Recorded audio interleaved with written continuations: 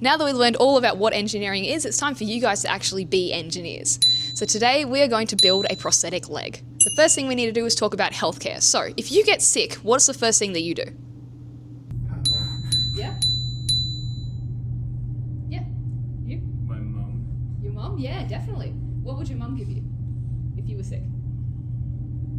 Doctor. Yeah? Call the doctor. Call the doctor? Yeah, definitely. What else would you do? So you'd probably go to the doctor, they might give you some medicine, you go to a pharmacy and pick up your medicine, and hopefully you'd feel better soon. So that's our healthcare systems we have here in Australia. Lots of other places in the world don't have access to such good healthcare as well, which is something we need to think about as engineers. So, what is something you might not be able to do if you were missing a limb? Let's start with your leg. What could you not do if you didn't have your leg? Yes. Play footy. Play footy, 100%. What else? Yeah. Play soccer. Play soccer, definitely. Anybody else?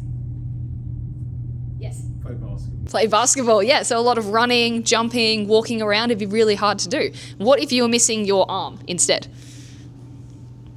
Yes. Club. Clap? Yeah, definitely. What else? Play basketball. Play basketball, yeah, you couldn't throw the ball. What else would you not be able to do if you were missing an arm? Punch Yizhou. Safe to say, missing a limb, whether it's your leg or your arm or your hands or your fingers or even your eyes, would be really difficult to live through day-to-day life. So that's why we build things like prosthetics. So some facts for you. In Australia in 2017, which was a while ago now, 8,000 lower limb amputations were performed, and worldwide in that year, 57.7 million people were living with an amputation from traumatic causes. So does anybody know the population of Australia, approximately? Do you know, Samantha? About 26 million. 26 million, so that's 57 million is more than double the number of people who live in Australia. So there's a lot of people who are affected by this, and there's a lot of people who we can help.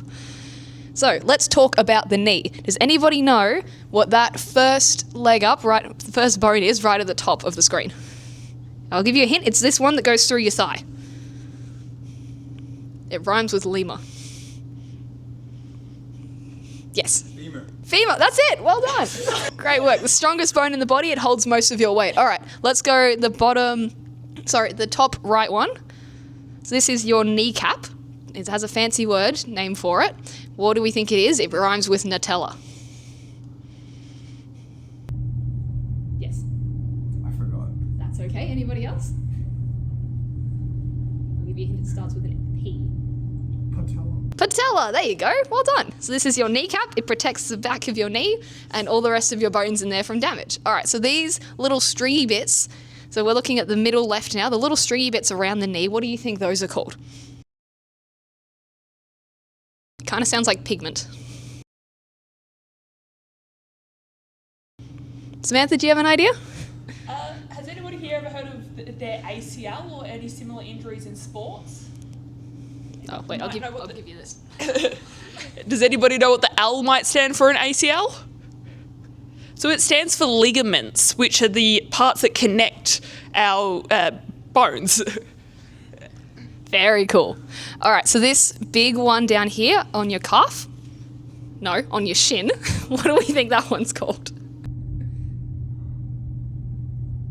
In the back, yeah? The shin. The shin, it is the shin bone. The whole thing's called the shin, but the bone, did you have a guess, buddy?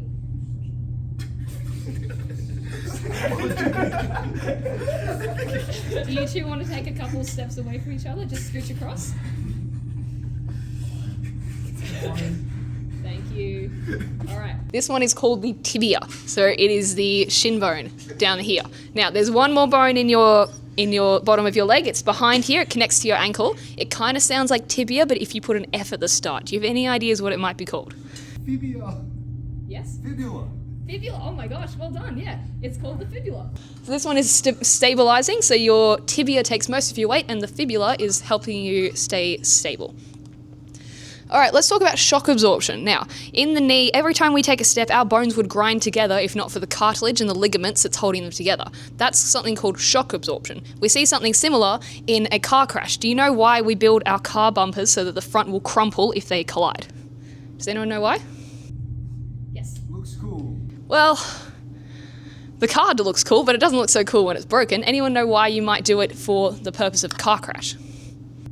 Yes. Airbags. Airbags, they definitely help in a car crash. So the reason why our cars crumple is so that it gives some support for the drivers in there, and it gives them some more time for the impact of the cars colliding, which hopefully helps save lives. All right, one more question for you about the leg. Why do you think the tibia, which remember is the big shin bone at the front, is bigger than the fibula, which is a little one at the back? Any guesses? Yes. Support, yeah, well done. So as I said before, the tibia is our bigger bone because it takes a lot more of the weight, and the fibula at the back is just there to make sure we can rotate our ankle and also provide support. So, having learned all about the leg, it's now time for you all to build your own prosthetic leg. So today, as I said, you will be building a prosthetic leg. The best leg will be the one that can walk the farthest and be the most stable. I have 3 tasks for you today: planning, building, and then testing. I'm going to give you 5 minutes to plan your design. That means writing it down on a piece of paper, making sure you have a design with your team, and coming up with a shopping list of everything you're going to need. Then you're going to build it. I'll give you 10 to 15 minutes to build it, and then we'll be testing it as a group. So we have lots of materials for you to use to make your prosthetic leg. We're going to give you $65 in Monopoly money, and you're going to have to come up to the shop to buy these materials. Now, the materials we have are on offer are a plunger for $20, we have wooden sticks for $5, a plastic pipe for $18, a sponge for $5, some rope for $10, cardboard rolls at also $10, plates for $8, duct tape for $10, not the whole thing, just a little strip, and elastic bands for $10. Now I want you to think about the best ways you can use these materials for not only the comfort of whoever's going to be walking with it, but also to make sure it's most stable for them. And you need to think about how it's actually going to attach to the knee. So let's quickly demonstrate exactly how this is going to work. Okay, so Samantha is our amputee. I'm going to be the support person, so I'm going to hold on to her, and we're going to build the prosthetic leg from the knee downwards. So make sure you think about how you can make sure that it's actually going to stick to the knee, whether that's using rope or duct tape or anything like that. Cool. So, as I said before, you have 5 minutes to plan in your teams. Then we're going to start build. Then we're going to open the shop. You can come up one at a time to the shop. One from your teams. I don't want to see too many people, otherwise the shopkeeper will get overwhelmed and send you all back. Please do not cut or tear any of our materials, especially our poor cardboard rolls. You can absolutely cut the duct tape though. We'll hand out scissors for you to cut your duct tape. And what have I missed? Yes, we don't take refunds or returns at the shop. Just like in the real world, we have to be strict. So if you have bought something and you decide 10 minutes later, actually I don't want this anymore, we're not going to take it back. If you decide, oh, I don't want the cardboard roll, I want the plastic pipe, we're not going to do that swap for you. So make sure that you plan appropriately, make sure you have a shopping list when you come up to the store, and make sure everyone in your team is in agreement on exactly what you're going to buy. Question? Can I be on the team with Jasper? We've got to check with your teacher who's going to assign your teams, but... I want to be with Jasper. Okay, guys. Let's stop there.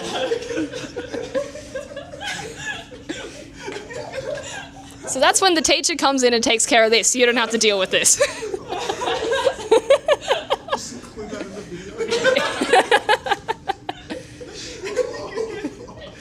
All right. Let's you all take over there. Bit further. Jasper, you're with Will.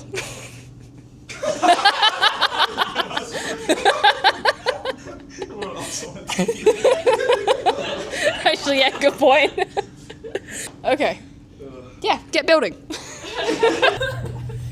I would choose my one to have a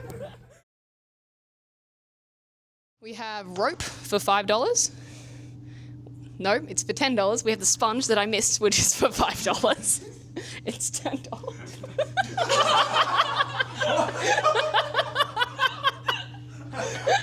Not my sister.